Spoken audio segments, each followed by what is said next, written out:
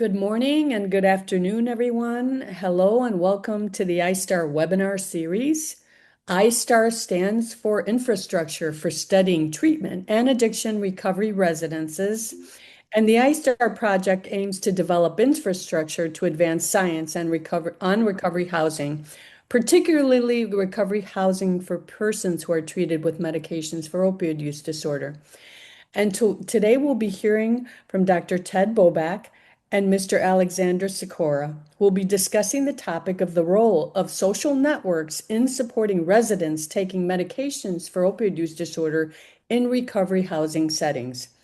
Now, if you've been to one of our webinars before, you'll remember that the I-STARR project is supported by a grant from the National Institute on Drug Abuse, and it is part of the larger NIH Helping to End Addiction Long-Term or HEAL initiative. It is also one of several projects that comprise the Consortium on Addiction Recovery Science, or the COARS network. So just some quick housekeeping notes about the format of this webinar. So all audience members are currently muted, and we encourage all attendees to use the Zoom chat function to introduce themselves, connect with fellow audience members, and to ask questions from our presenter.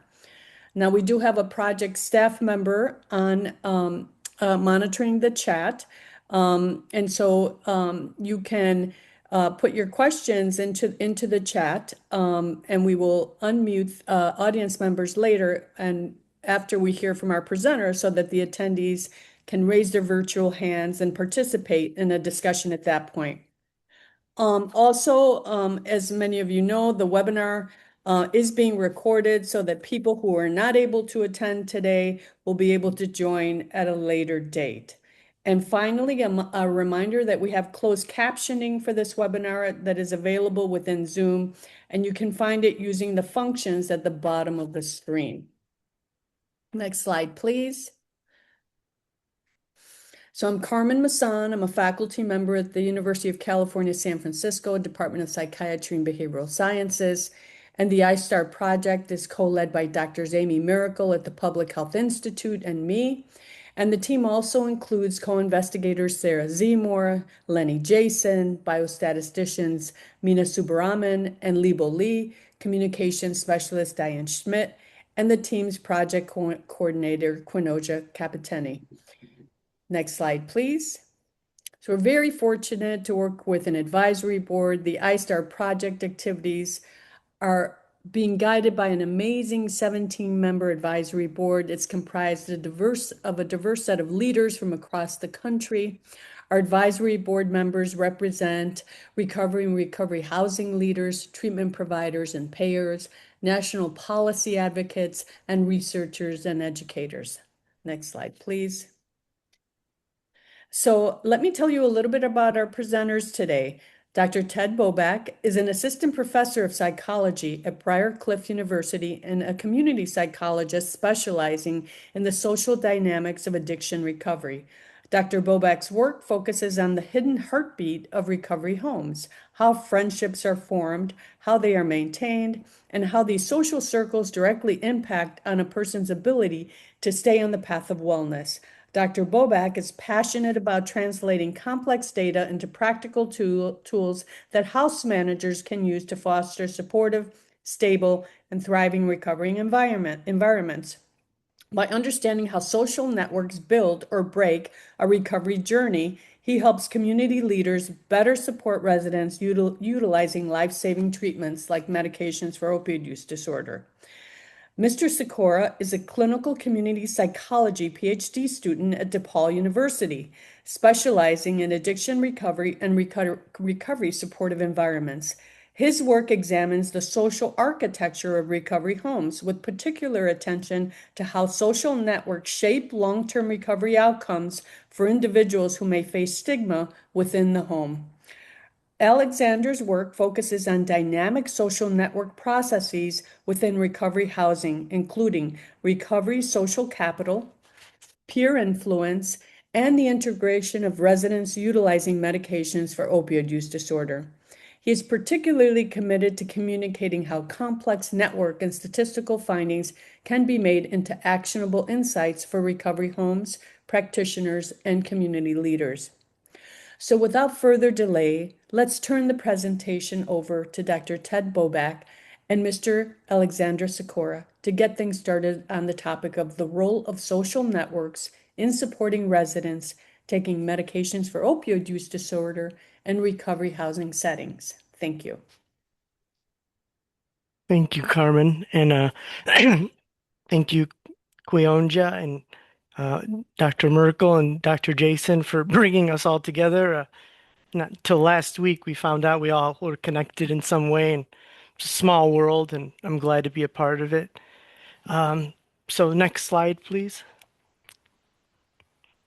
So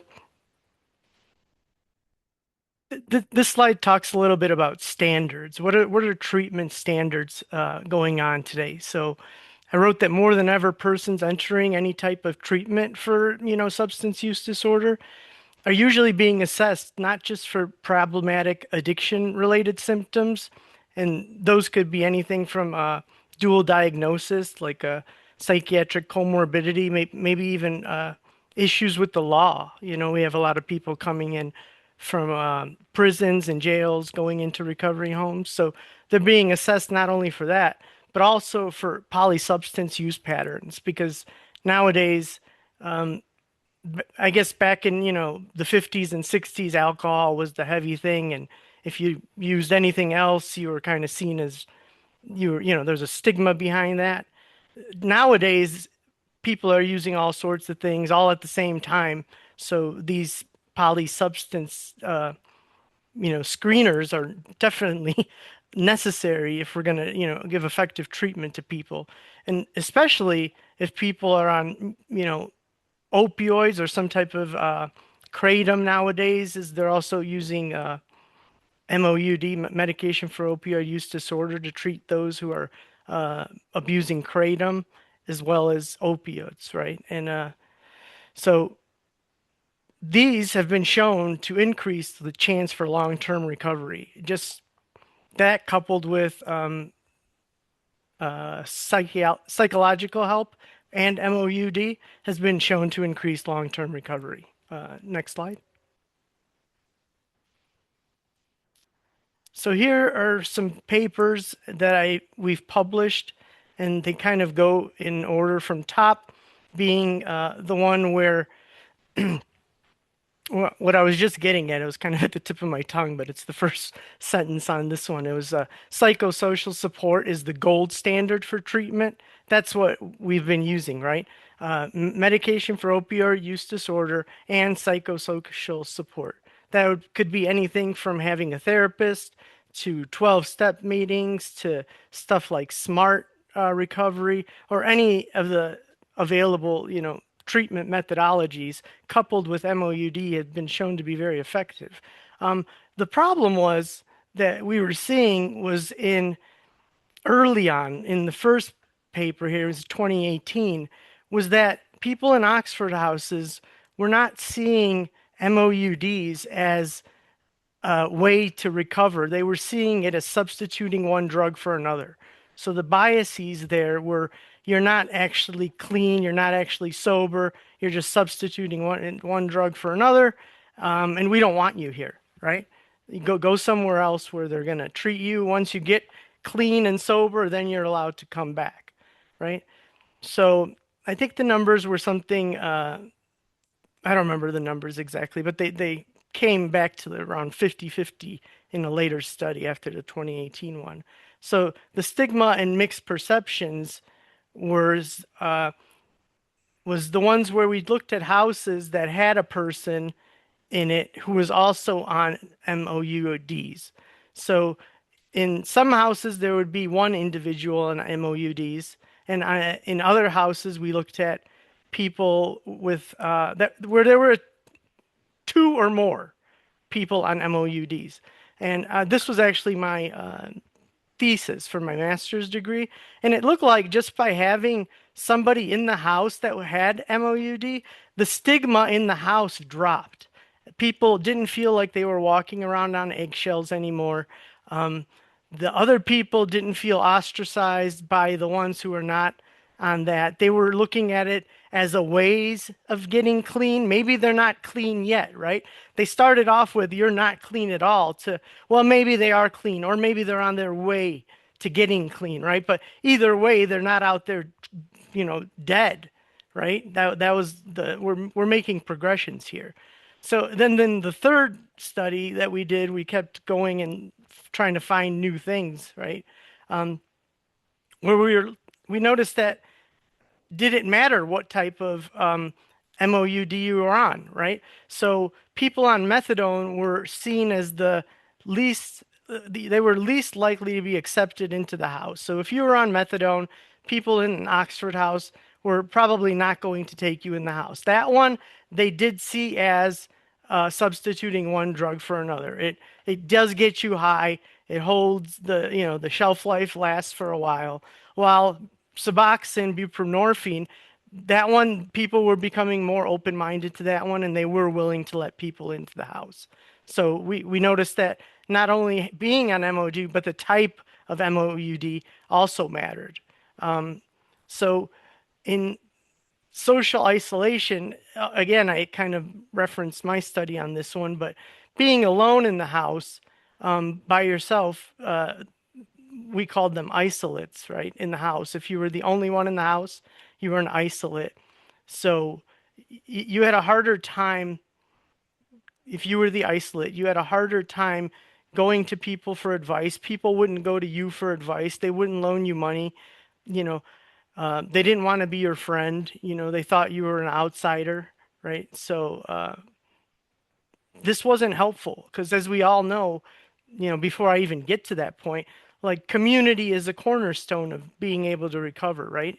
We don't recover, nobody's an island. We don't recover on our own. It takes an army. We didn't get high alone, right? We don't get clean alone and sober alone. So being an isolate was becoming an issue. So we wanted to do some more investigating on that, which led us to this 2025 paper, and it found high levels of perceived support for those who chose to taper off of MOUD. So not only did we start with, you're not allowed in this house, right? To, okay, like, yeah, you could stay in the house.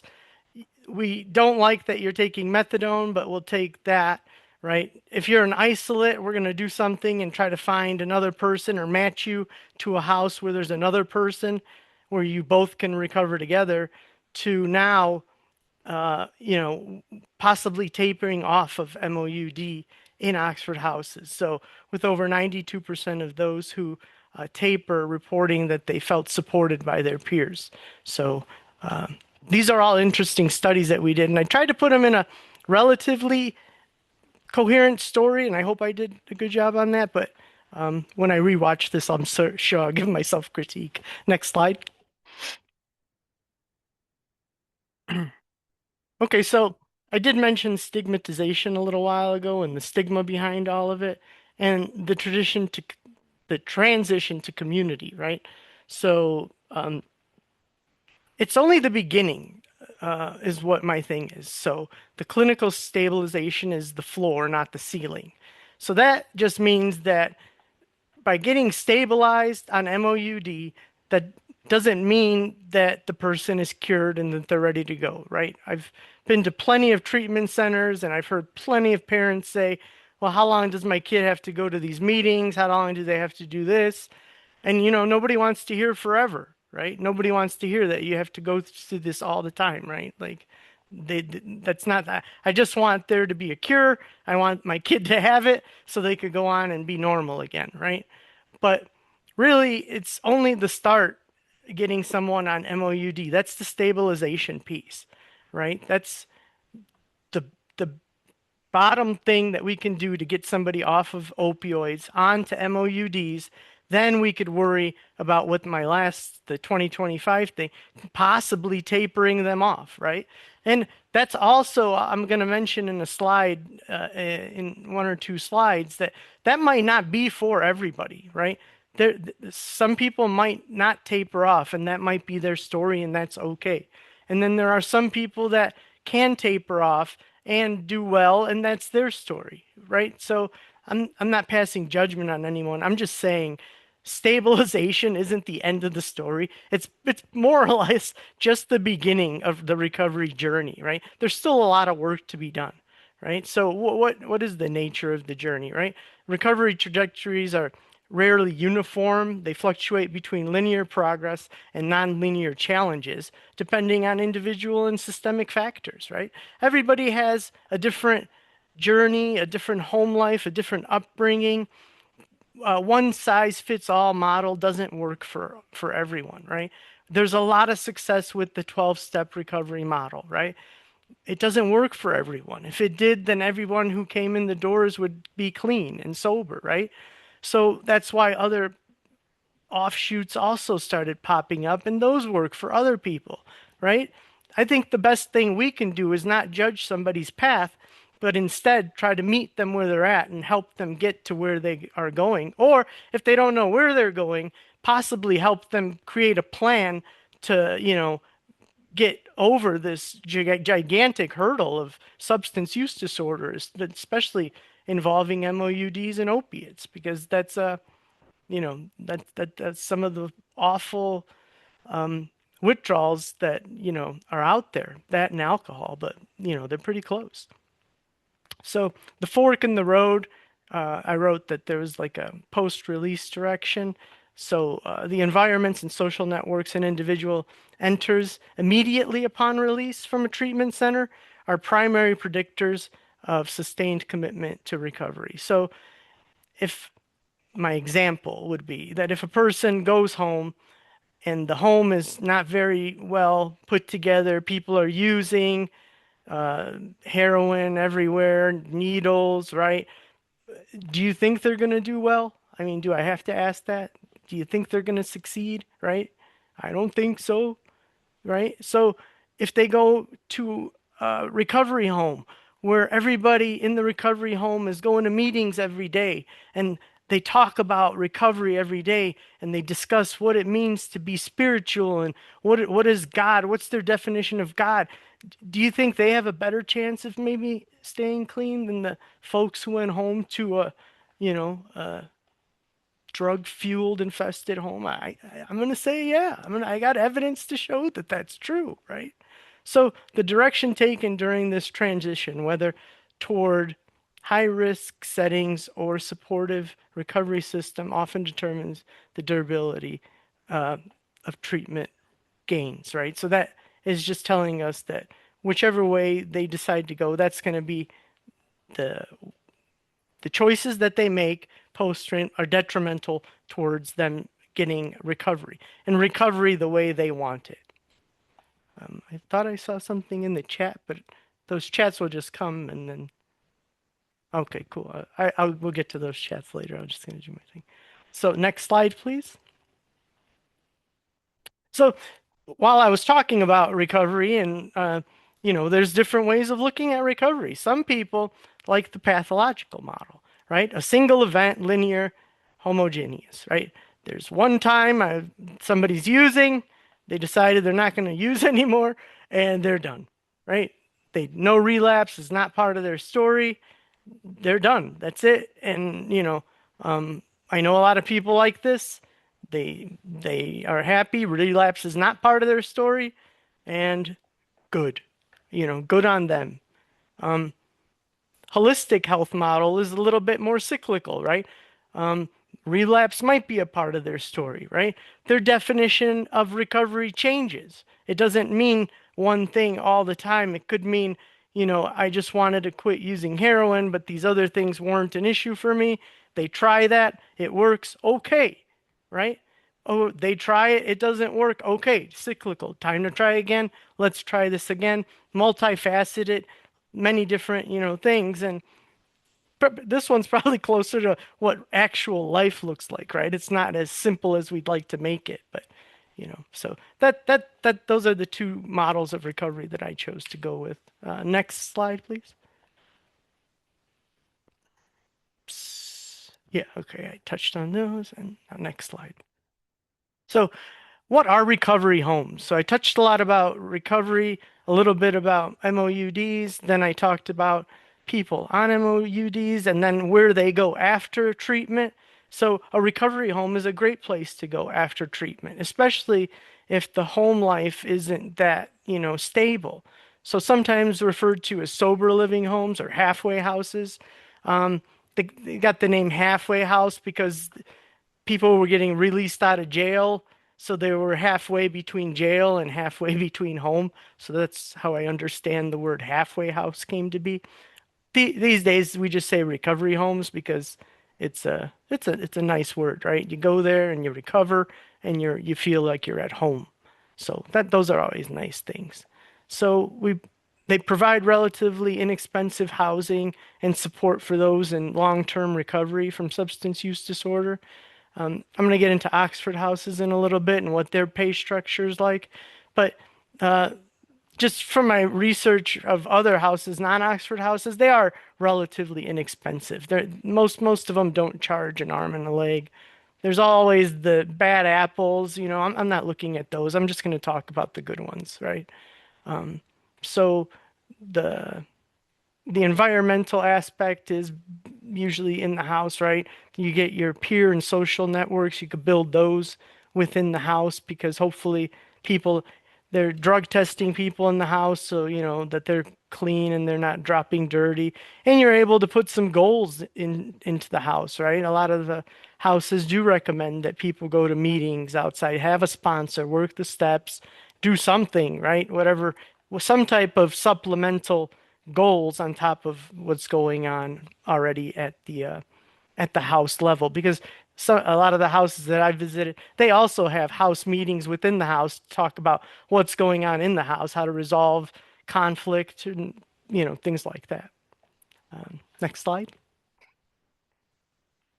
So I've kind of touched on why are they important, but also they lend a lot of support to the community because these houses aren't separate from the community. They're usually within the community. They're somewhere on the block. A lot of the times, you might be driving down, if you live in a big city for sure. Like in Chicago, I could just drive down the block and I would not know if that was a recovery house or not. Now I live in Iowa and they advertise that they are halfway houses here. So, people stop by, they bring some food. It becomes like this community oriented, really nice place to gather, and people feel welcome, just imagine being out in the grips of addiction for a long time, feeling like you're unwanted, people, treating you like garbage, begging on the street, and all of a sudden you have a home and people come by and they know your name and it's a really nice community support element. That's important. I'm probably biased because I'm a community psychologist, but community is very important, especially for people trying to get off of opioids and get onto MOUDs and then successfully navigate those, terrains. And then Jason et al. In 2006, individuals in Oxford houses had lower substance use, higher income, lower incarceration rates compared to control groups, no intermediate care post-treatment. So the control group was just they went and did whatever they do after treatment, and the other group was the Oxford House, and the Oxford House had much better results compared to people doing nothing, right? So why are they important? Well, when you go there, you'll probably be making more money. You won't be going back to jail, and there's a chance that you have a lower chance for relapsing because you'll be surrounded by a bunch of people who are focused on recovery. Next slide, please. So I've mentioned Oxford House, and here I'll talk a little bit about some of the rules. So they are democratically self-run. There's no professional staff in the house. Residents must abstain from alcohol and illicit drug use. That doesn't mean they can't take their medication as long as it's, monitored, so, by somebody if something were to happen and they needed that, right? That's not, you don't get kicked out just because you get into some kind of bicycle accident and need a painkiller or whatever. That's not the case. It's just very monitored and, by somebody in the house. You pay equal share of house expenses. So everybody in the house, whatever the bill is at the end of the month, there's 8 people in the house. They break it down into 8 even sections, and everybody's responsible for that. Their pay. Say they want to watch some kind of pay-per-view event, right? People love those boxing things, right? Those boxing events. Say the house wants to watch a boxing event, and 51% of the house agrees that they're gonna buy this boxing event. It just goes into the monthly thing, and then everybody splits it at the end of the month. So that's how it's democratically run. Like I said at the beginning, that democratically goes across the whole board, right? Oh, thanks, Amy, for that. Um, Appropriate behavior, you have to adhere to the house rules. Each house is autonomous and they might have different rules. There are some houses that allow children, women with children, or men with children, and men's houses and women's houses. So they are divided by sex and some by children, the women with children and men with children. So that's the way they're broken down. Um, Completely self-supporting. They don't take gifts. The house, they don't even own the houses. The house is rented from someone and they pay monthly rent every month to the landlord. Okay. Next slide. That's a 5 minute, right, Amy? No? 2 more minutes. 2 minutes. Got it. Okay, so Oxford House philosophy, self-help, mutual aid is the bedrock of recovery. Disciplined democracy is a key element that enables harmonious communal living, and self-support builds efficacy in recovery, comfortable enough to avoid relapse. Next slide. So what are social networks? I think this is one of my last ones.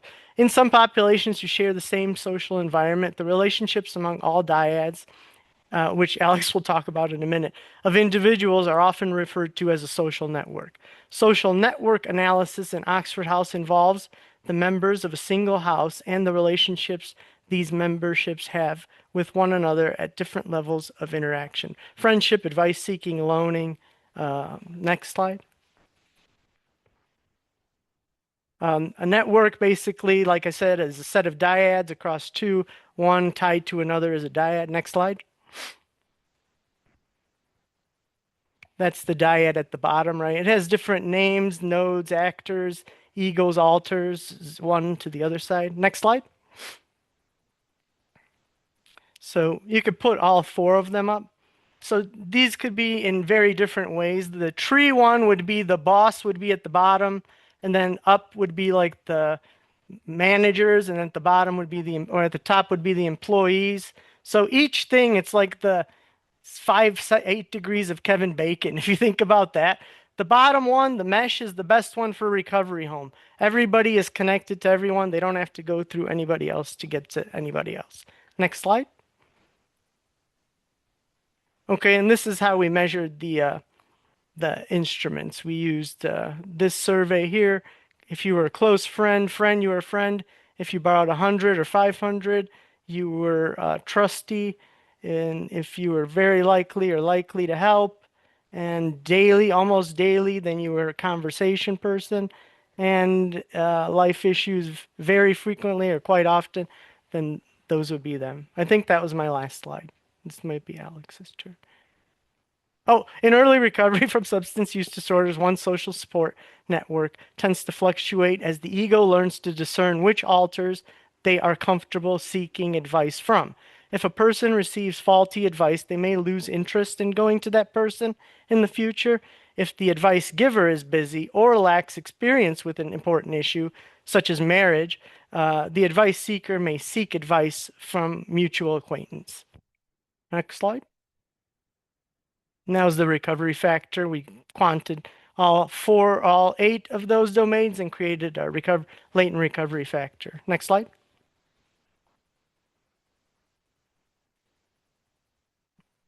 There we go.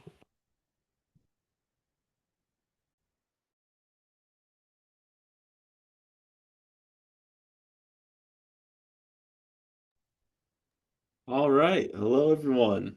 And thank you, Dr. Bobak, for giving that good introduction on what recovery is, what recovery homes are, and a little overview of on how we did looked at social networks within these recovery homes. Today, I'll be presenting our work titled Social Networks Illustrate Harm Reduction Mechanisms in Recovery Homes. This study was conducted with Dr. Leonard Jason, Dr. Bobak, Dawu, and myself. It focuses on how social relationships function as mechanisms of harm reduction within abstinence-based recovery housing.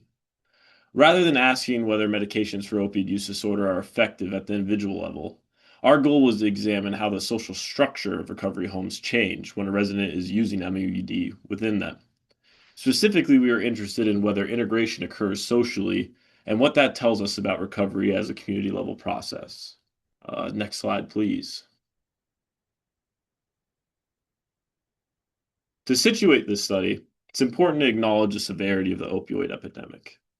In 2022, the United States experienced over 100,000 overdose deaths alone, highlighting the urgent need for effective community-based interventions. Housing instability plays a critical role here, as individuals leaving detox or treatment without stable housing are at heightened risk for relapse and overdose, as Dr. Bobak said.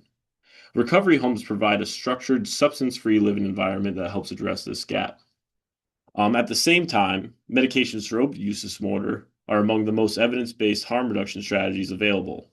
However, MOUD has been historically viewed with skepticism in many abstinence-oriented recovery settings. This tension set the stage for the central question of our study. Next slide, please. Existing research shows that recovery housing combined with MOUD treatment leads to better abstinence outcomes than treatment alone, particularly following detoxification. At the same time, attitudes towards MOUD have been mixed, especially in abstinence-based models, as I mentioned earlier. This is particularly relevant to our research because we want to understand how individuals utilizing medication for opioid use disorder are socially integrated within the home. The social environment within these homes is consistently found to matter. Just like Dr. Bobak said, for those seeking long-term recovery, friendship ties in particular strongly predict length of stay and long-term abstinence when they're being within these Oxford homes. Despite this, much of the literature treats social environments as static or as a cursory variable within one's recovery. Our work builds on this literature by examining social networks as dynamic systems that evolve over time and something that is essential to one's recovery itself. We want to see how potentially ostracized members are integrated within these homes in terms of residents utilizing medication for opioid use disorder or MOUD. Next slide, please. Now, I'll briefly run over this as Dr. Bobak touched on it as well. Oxford houses provide a unique and theoretically rich setting to study these processes. There's over 4,000 Oxford houses across the U.S., all of which are democratically self-run with no professional staff. Each resident has an equal vote in the house decisions, including finances and governance. And this structure creates a highly interdependent social system where cooperation, trust, and accountability are essential for the home's survival.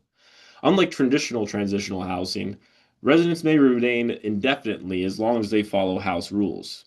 These features make Oxford House an ideal context for studying how social networks function as mechanisms of recovery. The Oxford House model is governed by the three core rules. Just as Dr. Bobak said, residents must remain absent from alcohol and illicit drugs. Residents must pay their equal share of rent and household expenses, and residents are required to participate in house responsibilities and democratic decision making. These rules are not merely administrative. They actively shape social interaction, mutual accountability, and trust within the home. Because residents rely on one another to uphold these rules, social relationships become directly tied to both individual recovery and collective stability of the home. Next slide, please. Given this structure, social networks are not just background contexts. They are active mechanisms of change. Because houses are small and dynamic, typical houses can range anywhere from 7 to 12 residents. Network structures can meaningfully shift over relatively short periods of time. Friendships have been shown to predict retention. Advice seeking will facilitate coping and problem solving within the home, and research sharing reflects deep trust. Importantly, it is not simply whether social connection exists within the house, but how these social relationships are actually structured. Through reciprocity or mutual connection, density and cohesion, these structures all shape recovery trajectories over time. Next slide, please. Historically, qualitative research has found that some abstinence-based recovery models framed MUD as substituting one drug for another.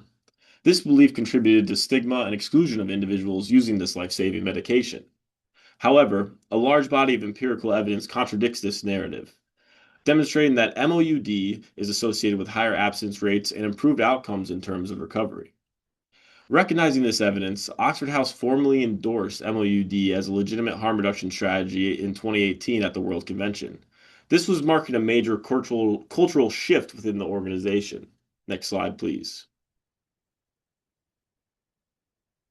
Now, to touch on this again, following that 2018 endorsement, research documented increasingly positive attitudes towards MOUD within Oxford House communities. Both individual level and house level characteristics were associated with more favorable views of those on MOUD, suggesting that recovery culture plays a significant role in the acceptance of these types of medication. Qualitative work further showed that residents prescribed MOUD benefited from living in Oxford houses, particularly in terms of recovery stability and medication adherence. These findings raise an important next question. Do these shifts in attitude translate into observable changes in social structure? The current study builds directly on this prior work. Rather than focusing on the attitudes alone, we examined whether social networks differ between residents, Oxford houses, with a resident on MOUD, and those without one. Our focus was on whole network structures, including friendship, advice seeking, and willingness to lend money. By comparing match houses over time, we aim to isolate the role of MOUD presence in shaping these social dynamics within the home. Next slide, please. We used a longitudinal design examining 12 Oxford houses across 2 waves. We looked at them at a baseline when all the residents first entered the house and a 4-month follow-up. 6 houses included exactly 1 resident who was prescribed medication for opioid use disorder, and 6 matched control houses that included no residents who were utilizing MOUD. Matching was conducted on house size, age, gender, race to ensure comparability between the groups. All residents participated in confidential interviews and received compensation. This design allowed us to examine both between house differences and within house changes over time. We were able to observe not only how houses evolved internally, but also how these changes compared to control houses without a resident on MOUD. Next slide, please. Before examining our network outcomes, we assessed the demographic equivalence between our groups. There was no significant differences between MOD or control houses in age, gender, distribution, or race. This confirmed that our matching procedure was successful and strengthened the confidence that any observed differences in the social networks between these 2 groups of homes were due to network evolution rather than pre-existing demographic differences or other confounding variables found along those lines. Next slide, please. Social networks were assessed using the social network instrument. Again, Dr. Bobak touched on much of this in his talk, but I'll provide a brief overview. Residents rated every other house member on 3 relationship dimensions. That was friendship, advice seeking, and willingness to lend money. We applied meaningful thresholds to these ties. Basically, we wouldn't say someone had a connection for the different dimensions unless they met a certain criteria. For example, you had to say, for friendship, you had to say someone else in the house was either your friend or your close friend. For advice seeking, you had to say you sought advice from another person within the house, either often or very often. And for loaning resources, you had to be willing to loan someone either $100 or $500 to be said that you're willing to lend resources. These network levels, we also assessed network level metrics. This included mean degree, reciprocity, density, isolates, and cohesion. These each capture a distinct structural dimension of social integration and trust. Mean degree represents the average number of ties each resident has with other housemates, including both incoming and outgoing relationships. Reciprocity reflects the proportion of relationships that are mutual. indicating the likelihood that a tie between two residents is bidirectional rather than one-sided. For friendship, for example, how often is it likely that I think someone else in the house is my friend and they think I'm a friend back? Density refers to the total number of the observed connections in the network divided by the total number of possible connections. Basically, how many of the possible friendships are you making within the home? Um, Isolation represents the percentage of residents who have no ties on any given relational dimension. This is a very important metric because being isolated within the home is probably the most devastating thing that could happen to someone's social network. Cohesion is interesting because it assesses the overall structural integration of the home. If we think back to when Dr. Bobak was showing the mesh house, that is what a cohesive social network environment looks like. When you looked at some of those first branching out models, that would not be a cohesive network because all those connections funneled down to one person. We want to see the house fully integrated where no matter who we remove from the network, it is still connected in some way. At baseline, there is no, oh, next slide, please. At baseline, there is no statistically significant differences between MOUD and control houses across any network metric or relationship type. Friendship was the most common relationship, and advice seeking was moderately prevalent, and loaning was the least common in both groups. Next slide, please. By the 4-month follow-up, clear differences emerged. Houses with a resident on MOUD showed significant improvements in both friendship and loaning networks. These houses demonstrated higher reciprocity, greater cohesion, increased density, and fewer isolates, particularly in their loaning networks. Because lending money reflects high levels of trust, these findings suggest meaningful social integration. In prior research, friendship is typically dense and mutual, so loaning is a sign of true and higher level trust and integration. Next slide, please. This network visualization illustrates the change over time. At baseline, the resident on MOUD, you can see in red, had outgoing friendship ties that were not being reciprocated. You could see that by the arrows leaving that resident to the others. 4 months later, those ties became mutual and additional reciprocal friendships formed, showed in green. This visualization helps kind of give the story to these quantitative findings and is a little bit more concrete. This was one of our houses within our sample and their friendship networks over time. Next slide, please. Several key conclusions emerged from these results. First, residents on MOUD were successfully integrated into the recovery homes rather than isolated. Second, houses with a resident on MOUD became more cohesive and trust-based over time.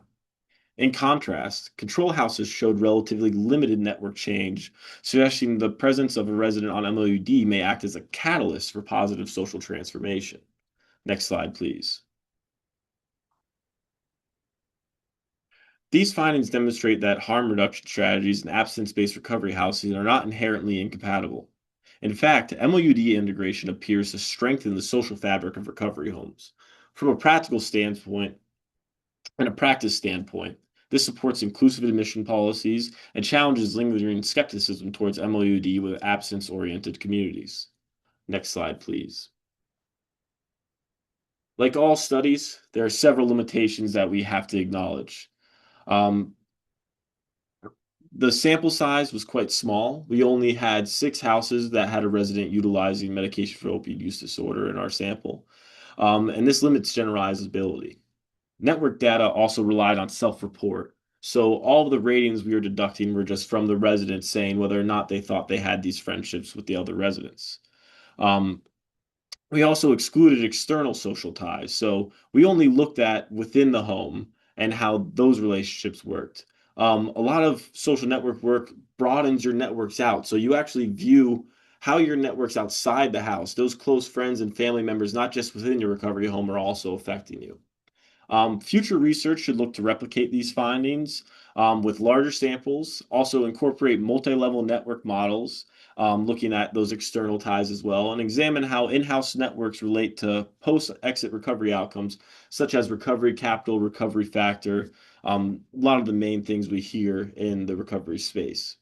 Next slide, please.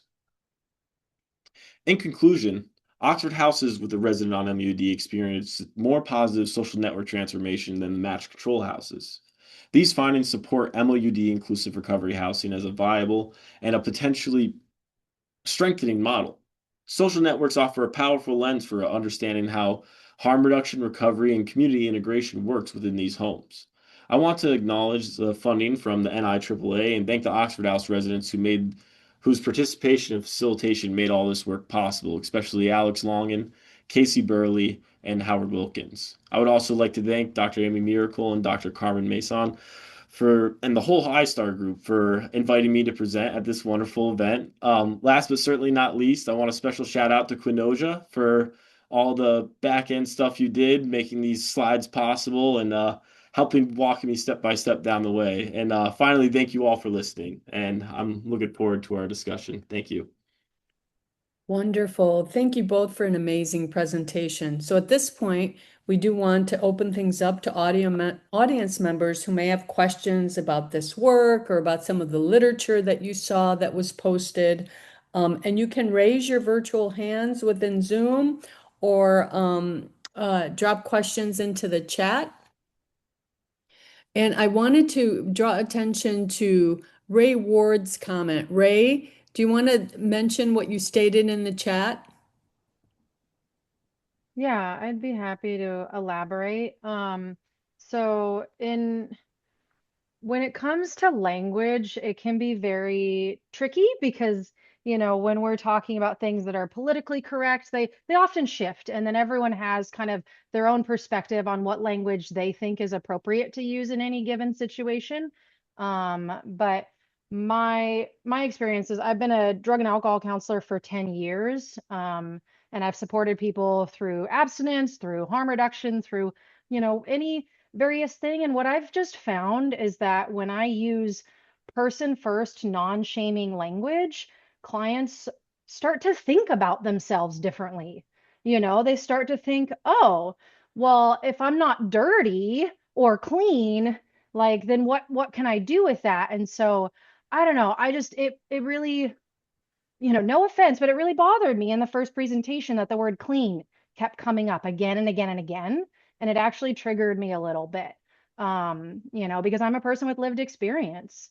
And so, and I work with people with lived experience. And I just feel like the language that we use is really important and should always uplift people to, give them the benefit of the doubt. Like they have a negative drug test, or they're sober. I think we've come a long way in that we're not going around calling people addicts, straight out. Like these are people that have been diagnosed with a substance use disorder, and I've worked with a lot of people, and even if they have a substance use disorder, they might not have an addiction.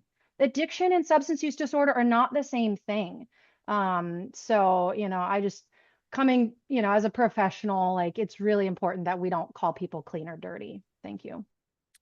Thank you, Ray, for that comment. I think with respect to trying to reduce stigma around substance use, around um, treating substance use disorders, that it starts with language and respect.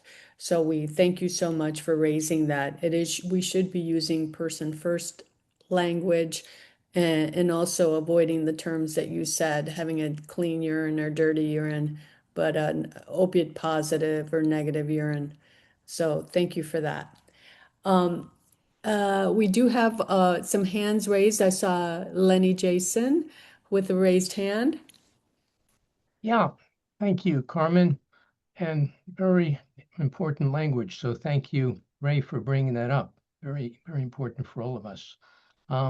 So the question I have is, initially we heard that MOUDs maybe weren't that popular within Oxford houses, and certainly in the 2015, 2017 period, they weren't really popular among just about any recovery homes. But something happened, as you said, in 2017, 2018, during that period. Things changed. Can you tell us a little bit about kind of how MOUDs are within recovery homes, particularly Oxford houses today, in terms of what percentages are using them? And also, if they have used MOUD in these recovery homes, what is the reaction to people today? And has it changed? And I think you have some information on that from what I understand. Thank you. Yeah. So To address the first point, we've actually been doing some research on the applicants trying to go into Oxford House Recovery Homes. And we've seen that almost a quarter of those applying in our 60,000 applicant sample were actually utilizing medication for opioid use disorder within that sample, albeit in any different way.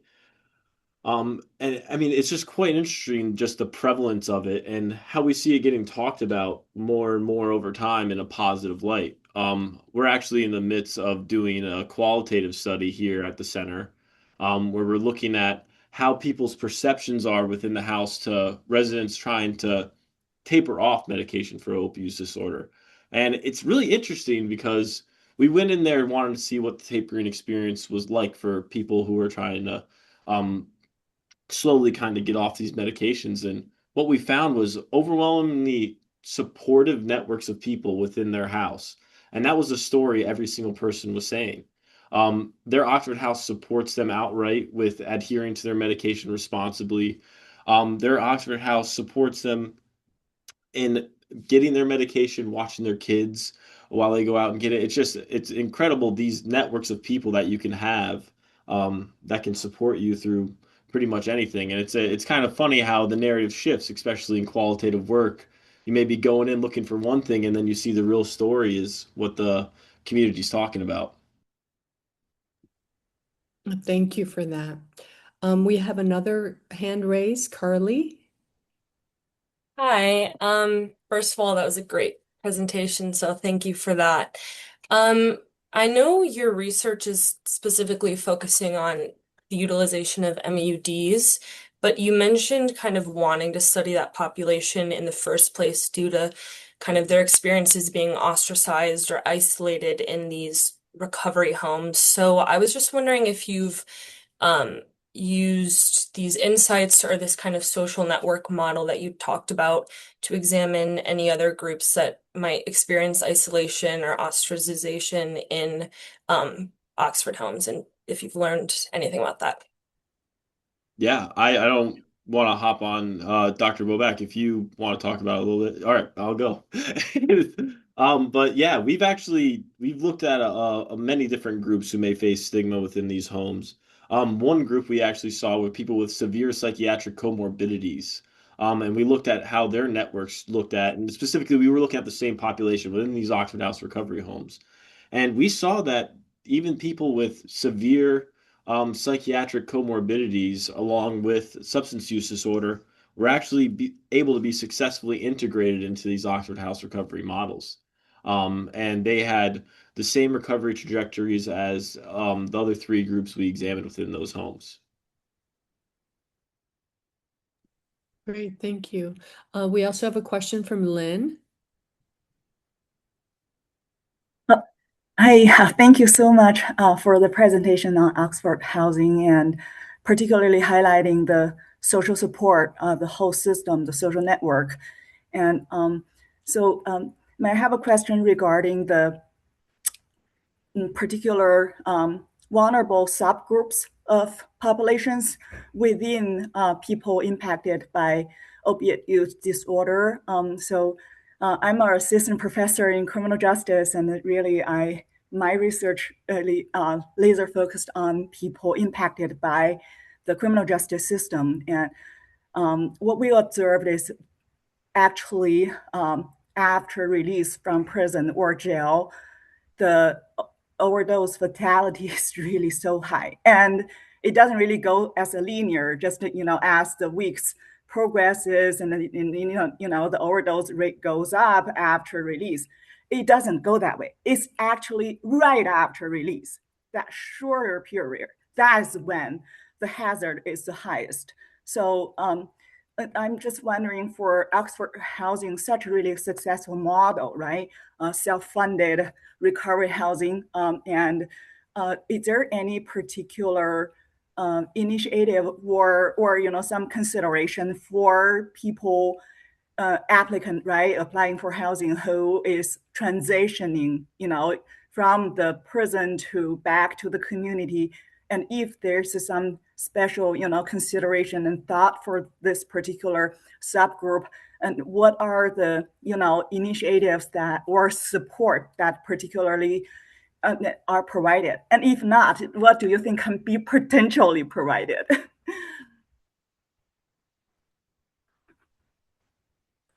Thank you for I, that question. I think just to clarify, you're asking what kind of support Oxford House gives people who are coming out of prison or jail to get into the house. Is that right? Yeah, get into the house, or if there is any barriers to get into the house. And then when they are living together with other folks, not really particular having the same experience with the legal system, are there a particular thoughts regarding the support or the network service for this particular subgroup?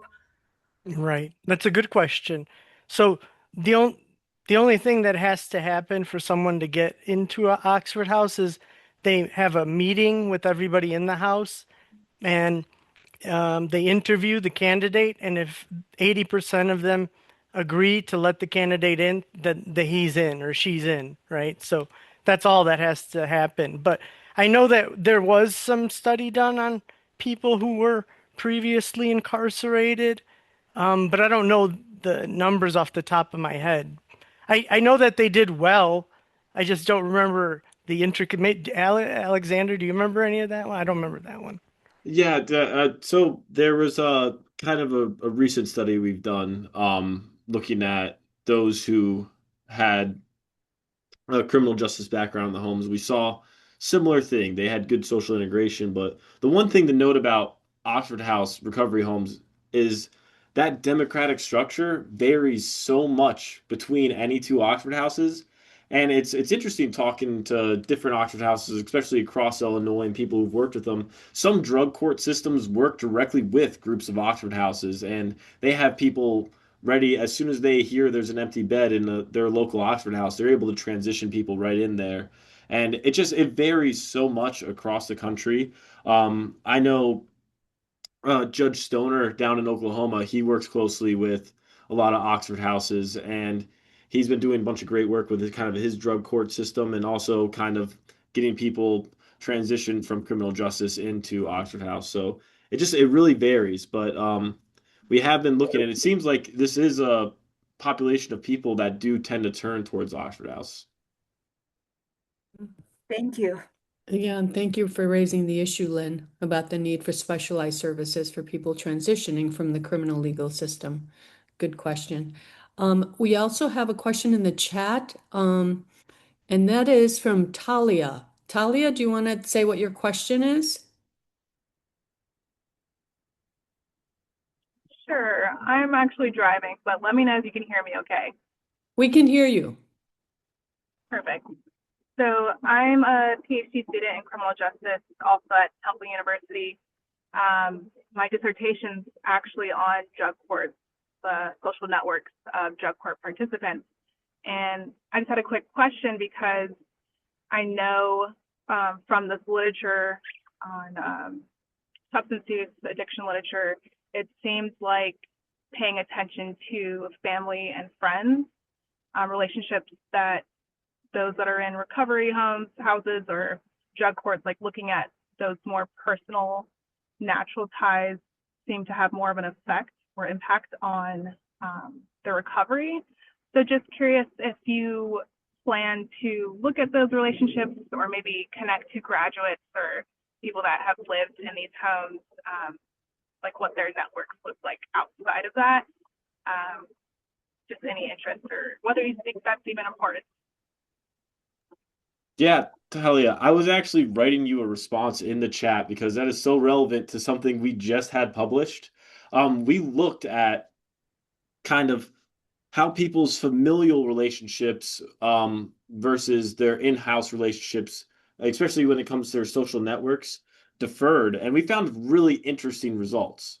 It looked like those who had great, strong connections with family members tended to have lower social connections within the house, but their recovery factor actually still improved just as much as the other people within the home.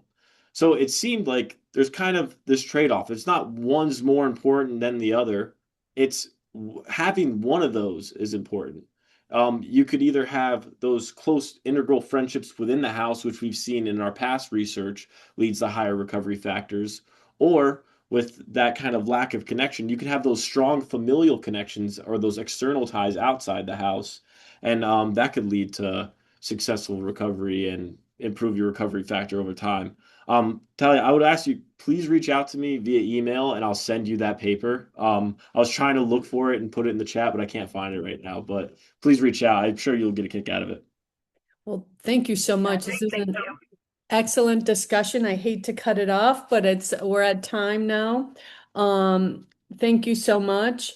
So I want to let you know that next month we're going to feature Liz Mahoney, and the title of her presentation is Taking a Closer Look at Relapse and Factors Associated with It in Sober Living. And in April, we'll hear from Cindy Nicholas, and she will be presenting on examining implementation of MOUD and recovery housing through the lens of the Consolidated Framework for Implementation Research. So unless otherwise advertised, the I-STARR webinars are held on the third Tuesday of the month from 11 to 12 for those on the West Coast, and which is 2 to 3 for those on the East Coast. And you can register for any or all of the webinars that we've scheduled on the I-STARR website. And you can also stay connected with the I-STARR project through our social media accounts, which are listed on this slide. And while you're on the website, you may also see information about the I-STARR training series. And that consists of 12 webinars with separate training topics for recovery housing operators and providers, as well as those interested in conducting research on recovery residences. And those who participate in the 12 webinars in the training series will receive a certificate of completion and will be provided the option of being identified on the I-STARR website as someone who has completed the training.